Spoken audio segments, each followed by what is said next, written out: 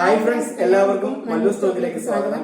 അങ്ങനെ little ഹാർട്സിന്റെ teaser വന്നിട്ടുണ്ട്. ഇതിനു മുമ്പ് അതിന്റെ ആ ഒരു സോങ് നമ്മൾ കണ്ടിട്ടുണ്ടായിരുന്നു. അത് അത്യാവശ്യം തരക്കേടില്ലാത്തൊരു പാട്ടായിരുന്നു. അതിനകത്ത് എന്താണ് ആ വീഡിയോ കാണാനൊക്കെ നല്ല രസമുണ്ടായിരുന്നു. പിന്നെ അവര് തമ്മിലൊരു കെമിസ്ട്രി ഓൾറെഡി നമ്മൾ RDX സിനിമയ്ക്കകത്ത് നമ്മൾ കണ്ടതാണ്. ഷൈൻ നിഗവും അതുതന്നെ മഹിമ നമ്പ്യാർ, ആ രണ്ടുപേരുടെയും കൂടെ കോംബോ നമുക്ക് ഭയങ്കര ഇഷ്ടപ്പെട്ടാണ് RDX.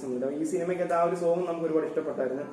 ഇപ്പൊ അതിന്റെ ടീസർ വന്നിട്ടുണ്ട്. അപ്പൊ ഇതിനകത്ത് ഷൈൻ നിഗം, അതുപോലെ തന്നെ ബാബുരാജ്, ഇല്ലേ, ജാഫർഡിക്ക്, അങ്ങനെ കുറെ നല്ല നല്ല കാസ്റ്റിംഗ് ഇതിനകത്ത് വരുന്നുണ്ട്.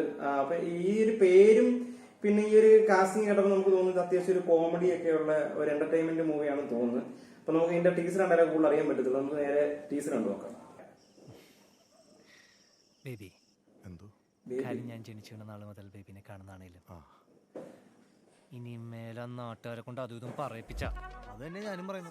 നാട്ടുകാരെ കൊണ്ട് അതും പറയിപ്പിക്കും. നമുക്ക് അവരുടെ കല്യാണം കൂടെ നടത്തി കൊടുത്താലും.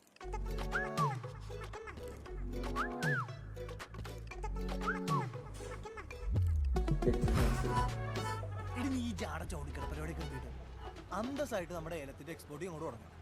ഷോഷാസ് കാൻഡിമാൻ എക്സ്പോർട്ട്.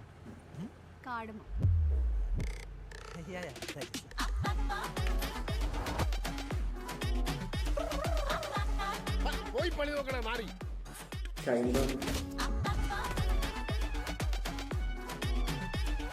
ഫോട്ടോ കണ്ടപ്പോൾ എനിക്ക് ചേട്ടനെ വർക്കല്ലായിരുന്നു.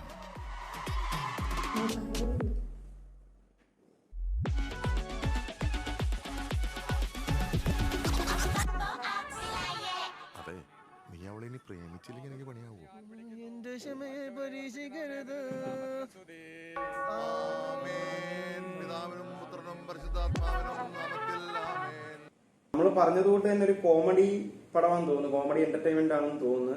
പിന്നെ നമുക്ക് ഇതിനകത്ത് ഷൈന്റെ വ്യത്യസ്തമായ ഒരു റോളാണെന്ന് തോന്നുന്നു, ഇല്ലേ? പുള്ളി കൈകാര്യം ചെയ്തത് കുറച്ചൊരു നാടൻ ലുക്കില്, കുറച്ചുകൂടെ ഇല്ലേ, ഒരു ഒരു സാധാരണക്കാരൻ എന്നുള്ള രീതിയിലുള്ള ആ ഒരു ടൈപ്പ്. ഇത്ര നാളും നമ്മള് പടത്തിലെല്ലാം കണ്ട ഭയങ്കര എന്താണ് ഒരു ഫ്രീക്ക് പയ്യൻ, അങ്ങനെയുള്ള ഗെറ്റപ്പിലൊക്കെ നമ്മൾ ഇതുവരെയുള്ള കുറെ പടത്തിൽ കണ്ടത്. പക്ഷെ ഇതിനകത്ത് ഫ്രീക്ക് ഒക്കെ വിട്ട് ഒരു നാടൻ രീതിയിലാണ്. ഇപ്പൊ ഡ്രസ്സിംഗ് ആണെങ്കിലും സംസാര രീതി ആണെങ്കിലും എല്ലാം ഇതുവരെ കാണാത്ത റോളാണ് ഷൈനിനകത്ത് എടുത്തേക്കുന്നത് നമുക്ക് മനസ്സിലായിട്ടുണ്ട്.